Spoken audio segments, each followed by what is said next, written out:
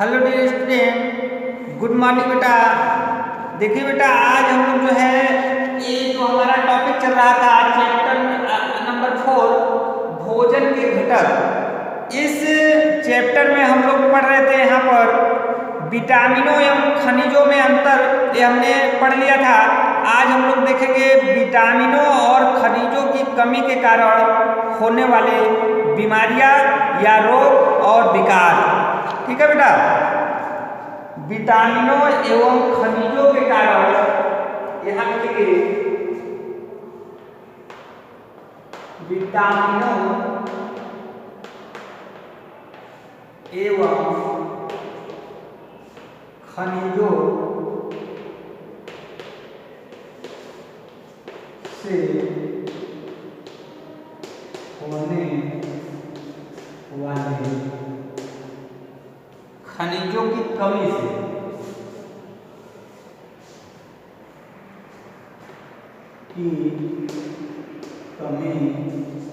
से होने वाले रोग एवं विकार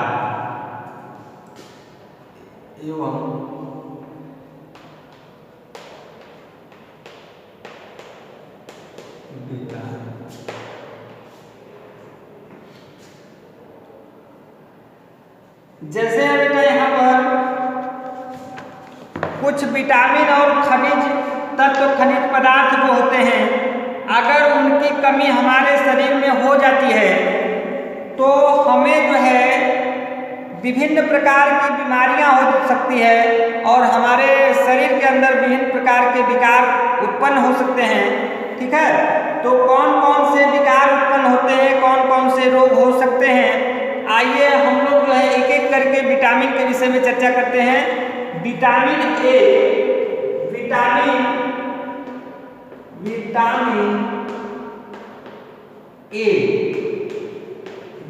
ए जो होता है बेटा, इसकी कमी से रतौंधी नामक रोग होता है। इसकी कमी से कौन रोग होता है? रतौंधी। ये रोग का नाम है। रोग में क्या होगा, यहां पर आप देखेंगे रतौंधी।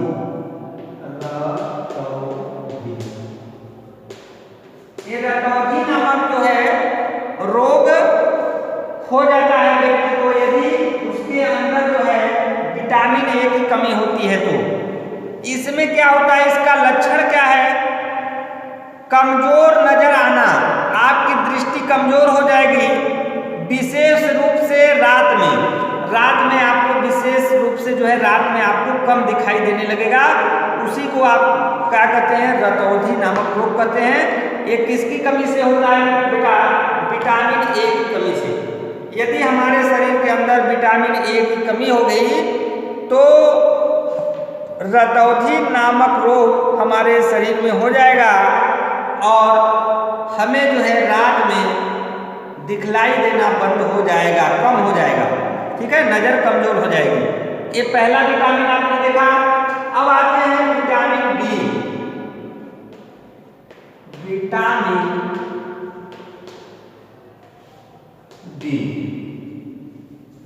बी क्या है बेटा? विटामिन बी की यदि कमी हमारे शरीर में होती है तो हमें जो है बेरी नामक रोग होता है। कौन रोग होता है? बेरी। ये रोग का नाम है। ठीक है, विटामिन बी की कमी से कौन सा रोग होता है बेटा? विटामिन बी की कमी से बेरी नामक रोग हो जाता है। इससे भी आप जो है डी से विटामिन बी और बी से बेरी। ठीक है, इससे आप तालमेल बैठा सकते हैं और ट्रिक के द्वारा भी इसको याद कर सकते हैं। ठीक है, बी से बेरी। ठीक है, बेरी नामक रोग हो सकता है। और उसके बाद इसकी कमी से तो आपने जान लिया कि कौन सा रोग होता है बच्चों, लेकिन इस रोग का लक्षण क्या है? जो हमारी मांसपेशियां है उसमें कमजोरी आने लगेगी। जो मांसपेशियां, शरीर की मांसपेशियां होती है उसमें कमजोरी आने लगती है और जो है क्या होता है, दर्द महसूस होने लगता है, मांसपेशियों में दर्द महसूस होने लगता है, शरीर में दर्द होने लगता है। तो ये बेरी रोग का लक्षण है बेटा, इसको आप जानेंगे। विटामिन बी की कमी से बेरी नामक रोग होता है और इस रोग का लक्षण यह है कि हमारी मांसपेशियां कमजोर हो जाती है और हमारे शरीर में या मांसपेशियों में दर्द महसूस होने लगता है। ठीक है बेटा। अब आते हैं next vitamin, vitamin C. Vitamin C, vitamin C की कमी से कौन सा रोग होता है? विटामिन सी की कमी से स्कर्वी नामक रोग हो जाता है। कौन सा रोग होता है बेटा? स्कर्वी। ये विटामिन सी की कमी से होने वाला रोग है स्कर्वी। इससे इसका संबंध बनाएंगे आप, स्कर्वी आप समझ जाएंगे, बी से बेरी, सी से स्कर्वी। ठीक है, स्कर्वी नामक रोग होता है। और इस रोग का लक्षण क्या है? ये रोग हो जाएगा तो हम कैसे पता करेंगे किसी भी व्यक्ति में विटामिन सी की कमी है और उसे स्कर्वी रोग हो गया है? तो इसका लक्षण है बेटा, कमजोर मसूड़े, जो हमारे दांतों में, मुंह में मसूड़े होते हैं जिसमें दांत लगे होते हैं, वो क्या हो जाते हैं, कमजोर हो जाते हैं और उसमें से, मसूड़ों में से रक्त स्राव होने लगता है, अर्थात रक्त बहने लगता है। और जो हमें घाव लगता है, यदि कहीं चोट लग गया तो जल्दी जो है घाव आपका नहीं भरेगा। ये विटामिन सी की कमी से होने वाला जो रोग, स्कर्वी रोग का लक्षण है बेटा। ठीक है, तो आप समझ गए होंगे कि विटामिन सी की कमी से स्कर्वी नामक रोग होता है और इससे हमारे अंदर जो हमारे मुंह में मसूड़े होते हैं वो कमजोर हो जाते हैं और मसूड़ों से जो है रक्त बहने लगता है, स्राव होने लगता है। उसके बाद घाव जो हमें लगता है तो जल्दी से भरता नहीं है, अर्थात जल्दी से ठीक नहीं होता है। ये स्कर्वी रोग का लक्षण है जो विटामिन सी की कमी से हमारे शरीर में उत्पन्न होता है। अगला विटामिन देखेंगे बेटा, vitamin D. Vitamin D, vitamin D क्या होता है बेटा? इससे कौन सा रोग होता है? इससे हमारा जो है सूखा रोग, इसको क्या बोलते हैं? विटामिन डी की कमी से, डी से मतलब ड्राई, डी से मतलब आप ड्राई समझेंगे, ड्राई माने सूखा होता है। ठीक है, वो सूखा रोग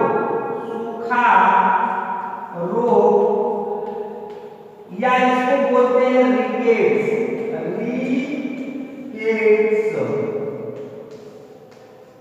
सूखा रोग क्या कहा जाता है? रिकेट्स। ये रोग उत्पन्न हो जाता है। आप समझ गए कि विटामिन डी की कमी से, डी का मतलब ड्राई, ठीक है, डी का मतलब ड्राई, ड्राई माने होता है सूखा, इसका ट्रिक भी आप याद करेंगे। ठीक है, विटामिन डी की कमी से सूखा रोग होता है जिसको रिकेट्स भी कहा जाता है। दोनों नाम आपको देगा तो कहीं कंफ्यूज मत होइएगा, दोनों आपको याद करना पड़ेगा बच्चों। इस रोग का लक्षण क्या है इसको हमको देखना है। अगर किसी व्यक्ति में विटामिन डी की कमी है, उसको सूखा रोग हो गया है, तो हम कैसे पहचान करेंगे कि उसके अंदर जो है सूखा रोग है या रिकेट्स नामक रोग उसको हो गया है? तो हड्डियां जो होती है बच्चों मुलायम हो जाती है और हड्डियां जो है मुड़ जाती है, इसका ये लक्षण है। हड्डियां मुलायम हो जाएगी, ठीक है, और जो है हड्डियां मुड़ जाएगी। कहने का मतलब हड्डियां कमजोर भी हो सकती है इसमें। ठीक है बच्चों, हड्डियां मुलायम हो जाएगी और मुड़ जाएगी या कमजोर हो जाएगी, आप कह सकते हैं यहाँ पर। तो इस विटामिन डी की कमी से सूखा रोग होता है। इसका लक्षण है कि हड्डियां कमजोर हो जाएगी और मुड़ जाएगी, मुलायम हो जाएगी। ठीक है बेटा, जब मुलायम होंगी तभी वो मुड़ेगी। ये 4 विटामिन हमने देखा बेटा। अगला विटामिन देखते हैं यहाँ पर,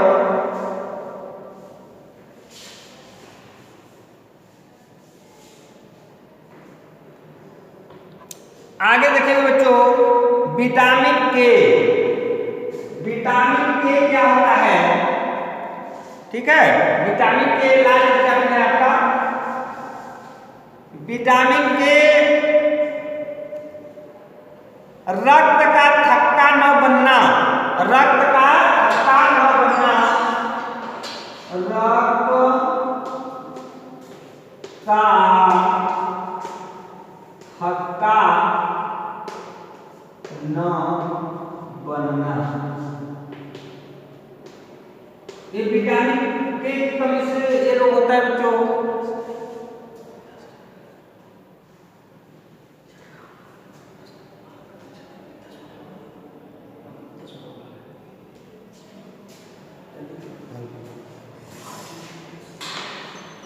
तो यहाँ आप देख रहे हैं तो विटामिन के की कमी से कौन सा रोग उत्पन्न होता है, रक्त का थक्का न बनना। जैसे हमको कहीं चोट लग जाता है, हमारा शरीर कहीं से कट जाता है, तो वहां से रक्त का स्राव होने लगता है, अर्थात रक्त बहने लगता है। तो आप देखते हैं कुछ समय के बाद रक्त वहां जम जाता है और ब्लीडिंग जो होती है, रक्त का स्राव जो होता है अपने आप बंद हो जाता है बेटा, जो कि हमारे लिए बहुत आवश्यक है कि रक्त का थक्का बने। अगर थक्का नहीं बनेगा तो लगातार जो है रक्त हमारे शरीर से निकलता रहेगा, स्राव होता रहेगा, जिससे हमारा रक्त समाप्त हो जाएगा और हम जो है मर भी सकते हैं। इसलिए रक्त का थक्का बनना बहुत जरूरी होता है। इसके लिए हमें विटामिन के की जरूरत होती है, और विटामिन के की अगर हमारे अंदर कमी हो गई तो हमारे शरीर के अंदर जो रक्त है उसका थक्का नहीं बन पाएगा, अर्थात वो जम नहीं पाएगा, जिससे रक्त स्राव जो है, रक्त का बहना रुक नहीं पाएगा, ठीक है। तो ये विटामिन के की कमी से होने वाला रोग है। और कैल्शियम आते हैं खनिज पदार्थ, खनिजों के खनिज में आते हैं, आप विटामिन समाज हो गया बेटा, खनिज, खनिज में हम देखते हैं कैल्शियम, खनिज में विटामिन कंप्लीट हो गया, कैल्शियम, कैल्शियम, कैल्शियम, कैल्शियम की कमी से कौन सा रोग होता है, इससे भी रिकेट्स और कमजोर कंकाल, हड्डियों का कमजोर होना, हड्डियों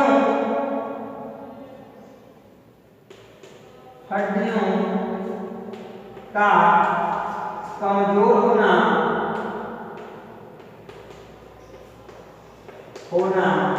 या रिकेट्स, अभी आप ऊपर देखिए विटामिन डी से भी रिकेट, कैल्शियम की भी कमी से ये हड्डी नामक रोग होता है। हड्डी में होने वाले विकार कैल्शियम की कमी से होते हैं, जो विटामिन डी की कमी से भी आपने देखा था।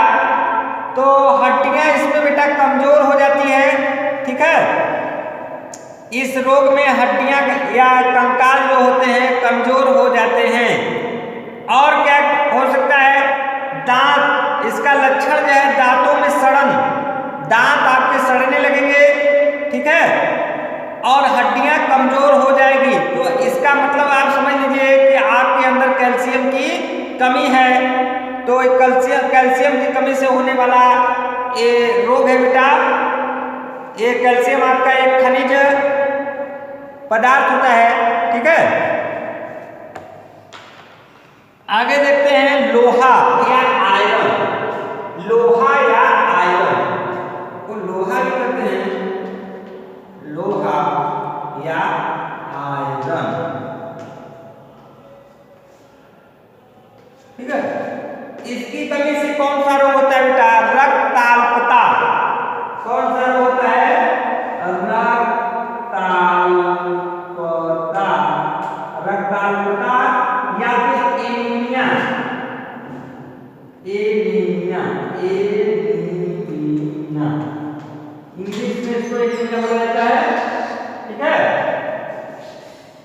ये रोग हो जाता है, ठीक है। लोहा या आयरन की कमी से कौन सा रोग होता है, रक्ताल्पता, अर्थात हमारे शरीर के अंदर रक्त की जो मात्रा होती है वो कम हो जाती है, ठीक है। उसको एनीमिया नामक रोग भी कहा जाता है। और इसका लक्षण क्या है, हमारा शरीर जो है कमजोर होने लगता है धीरे धीरे, ठीक है बेटा। ये है हमारा जो है पोषक मतलब जो एक खनिज तत्व है लोहा या आयरन, इसकी कमी से हमारे अंदर जो है एनीमिया या रक्ताल्पता नामक रोग उत्पन्न हो जाता है, जिससे जो है क्या होता है, हमारा शरीर कमजोर होने लगता है और हमें जो है थकान महसूस होने लगती है। अगला है आपका आयोडीन। अगला है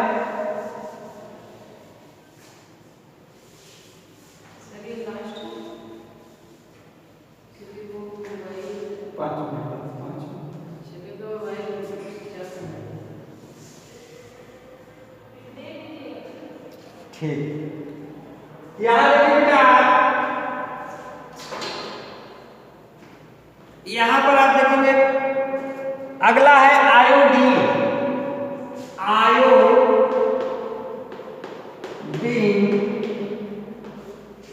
आयोडीन की कमी से कौन सा रोग होता है? घेंघा। एक रोग का नाम याद रखिए, घेंघा नामक रोग आयोडीन की कमी से होता है, ठीक है। और इसका जड़ मानवता लिखा है, ये जड़ मानवता, ठीक है। ये दो लोग आपको दिखाया गया है। घेंघा बहुत इंपॉर्टेंट है, प्राय जो है परीक्षा में पूछा जाता है बेटा। घेंघा को आप याद रखेंगे, ये आयोडीन की कमी से होने वाला रोग है, ठीक है। आयोडीन एक प्रकार का आपका जो है खनिज है, जिसकी कमी अगर हमारे शरीर के अंदर हो जाती है तो हमें घेंघा नामक रोग हो जाता है, ठीक है, या आगे का जड़ मानवता भी हो जाता है। इससे क्या होता है बेटा, घेंघा रोग के लक्षण क्या है? इसमें जो है गले की जो ग्रंथियां होती है वो सूजने लगती है, फूलने लगती है। बच्चों में बुद्धि मंदता, आयोडीन की कमी से बुद्धि कमजोर हो जाती है, बच्चों के अंदर बुद्धि कमजोर हो जाएगी। और जो बड़े लोग होंगे उसमें घेंघा, जड़ मानवता का मतलब यही हो गया कि बुद्धि जड़ हो जाएगी, कमजोर हो जाएगी, ठीक है बच्चों। और गले में सूजन आना या गले का फूलना, जो गले की ग्रंथियां होती है वो फूलने लगती है आयोडीन की कमी से। तो इसीलिए जो है हमें अपने भोजन के अंदर ये आयोडीन नामक जो ये आपका खनिज है, इसको अल्प मात्रा में हमको जरूरत होती है, इसको हमको लेते रहना चाहिए, ठीक है। इसीलिए बच्चों आयोडीन युक्त नमक का सेवन करने के लिए आपको सलाह दी जाती है कि आप जो है आयोडीन युक्त नमक जो है इस्तेमाल करें, क्योंकि उसकी जो है हमारे शरीर के अंदर थोड़ी मात्रा की जरूरत होती है, ठीक है। अभी हमने बच्चों जो ये आपका था विटामिन एवं खनिजों की कमी से होने वाले रोग एवं विकार के विषय में हमने अध्ययन किया, ठीक है। ये जो विटामिन होते हैं और खनिज तत्व होते हैं, ये हमको भोज्य पदार्थों से मिलते हैं, तो इसीलिए हमको ऐसे भोज्य पदार्थों का सेवन करना चाहिए जिसमें प्रचुर मात्रा में या भरपूर मात्रा में जो है विटामिन और खनिज विद्यमान हो, ताकि हमारे अंदर जो है किसी प्रकार का रोग या विकार जो है उत्पन्न न हो पाए, ठीक है। इसका हमको ध्यान देना चाहिए। आगे है बच्चों जल। अगला है आपका जल। जल के विषय में थोड़ा सा करेंगे। जल भी हमारे जीवन का एक हिस्सा है बच्चों, बहुत इंपॉर्टेंट है जल। अगला आप पढ़ेंगे यहाँ पर जल या वाटर।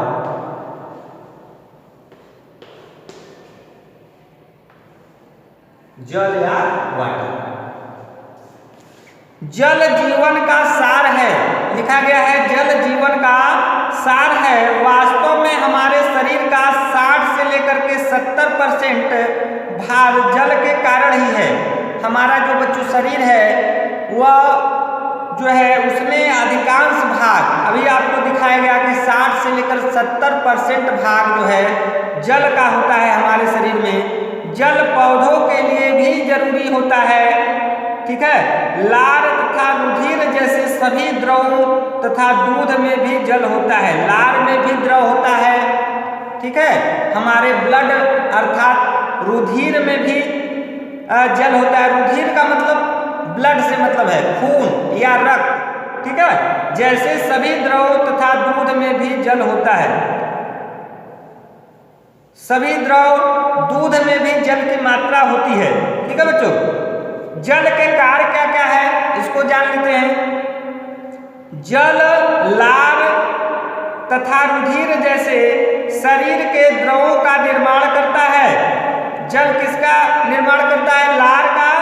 और रुधिर जैसे अनेक द्रव पदार्थों का ये निर्माण करता है। जल भोजन को पचाने तथा एक स्थान से दूसरे स्थान तक उसके संवहन में सहायता करता है। जल का अगला कार्य है बेटा, भोजन को ये पचाने में सहायक होता है तथा भोज्य पदार्थों को एक स्थान से शरीर में एक स्थान से दूसरे स्थान तक या एक अंग से दूसरे अंग तक पहुंचाने का भी कार्य करता है, संवहन का काम करता है।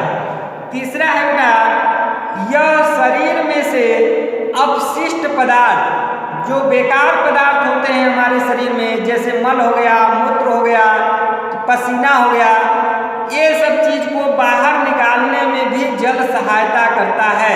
जैसे आपको दिया ही है, देखिए पसीना है, मूत्र है, मल है, इसको निकालने का भी जो है शरीर से बाहर निकालने का कार्य जो है सहायता करने का काम किसका है? जल का है। यह कोशिकीय क्रियाओं तथा रुधिर संचार में सहायक होता है। यह कोशिकीय क्रिया जो कोशिकाएं क्रिया करती है उसमें और रुधिर संचार अर्थात रुधिर के बहने में सहायक होती है। जो रुधिर एक स्थान से दूसरे स्थान तक पहुंचते हैं, एक अंग से दूसरे अंग में पहुंचते हैं, उसमें भी जल सहायता प्रदान करते हैं। आगे है बेटा, यह शरीर के ताप को नियंत्रित करने में भी सहायता करता है। जल जो है हमारे शरीर के अंदर ताप को नियंत्रित करने का भी कार्य करता है। अब इसके बाद है बेटा जल के स्रोत। जल हमें कहाँ कहाँ से मिलते हैं? पेय पदार्थों से हम जल प्राप्त करते हैं। हमारे शरीर में जल कहाँ कहाँ से मिलता है, प्राप्त होता है, मतलब पहुँचता है। तो आप कह सकते हैं जैसे हम चाय पीते हैं, कॉफी पीते हैं, फल का रस पीते हैं, सामान्य जल हम पीते रहते हैं, ठीक है। और दूध है, सोडा वाटर है, ये सब पीते हैं बेटा। तो हमारे अंदर इसके माध्यम से हमारे अंदर जो है हमारे शरीर के अंदर जल प्रवेश करता है, पहुंचता है। आगे है जल हमें और कहाँ से मिलता है? सब्जियों से मिलता है, फलों से मिलता है। सब्जी फल हम खाते हैं तो उससे भी हमको, क्योंकि सब्जियों में जल की मात्रा होती है, फल में भी जल की मात्रा होती है उसके रस में, इसलिए उसके माध्यम से भी हमारे अंदर जल पहुंचता है। आगे है कोशिकाओं में ग्लूकोज के ऑक्सीकरण से। कोशिकाओं में जब ग्लूकोज का ऑक्सीकरण होता है, जारण होता है, ठीक है, जब भोज्य पदार्थ पचते हैं तो उससे भी जो है जल बनता है। देखिए आपको दिखाया गया है ग्लूकोज का ऑक्सीजन के साथ जब क्रिया होती है तो कार्बन और जल बनता है। इसको आप देख लीजिए यहाँ पर 1 मिनट में, ठीक है। जैसे यहाँ पर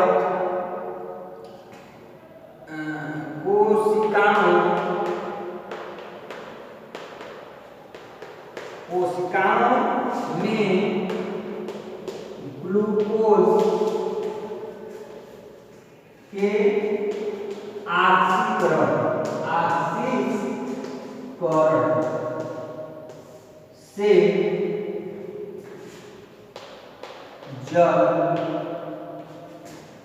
बनता है। जैसे है आपका यहाँ पर C6H12O6 प्लस 6O2 बनेगा बेटा आपका 6CO2 और प्लस 6H2O, ठीक है। ये हमारा ये समीकरण है, इसको आप देख लेंगे। एक ग्लूकोज का सूत्र है बेटा C6H12O6, इसका जो है ऑक्सीजन के साथ क्रिया हो रहा है, ऑक्सीकरण हो रहा है, तो यहाँ पर कार्बन डाइऑक्साइड से रहा है बेटा, और उसके बाद यहाँ पर आप देख रहे हैं क्या बन रहा है, जल बन रहा है। यही यहाँ का जल है, ये क्या है, जल। ठीक है, इस तरीके से आपने देखा किस माध्यम से, किसके द्वारा जो है हमें जल मिलता है, जल के स्रोत क्या है। ठीक है, जल के स्रोत का मतलब जल हमारे शरीर के अंदर किन किन पदार्थों के द्वारा पहुंचता है। इसके बाद बच्चों आपका है आगे जल की कमी से होने वाली परेशानियां, रोग, विभिन्न प्रकार के इसमें दिया है। इस टॉपिक को हम अगले दिन पढ़ेंगे, अगले वीडियो में। तब तक के लिए बाय बाय बेटा, टेक केयर।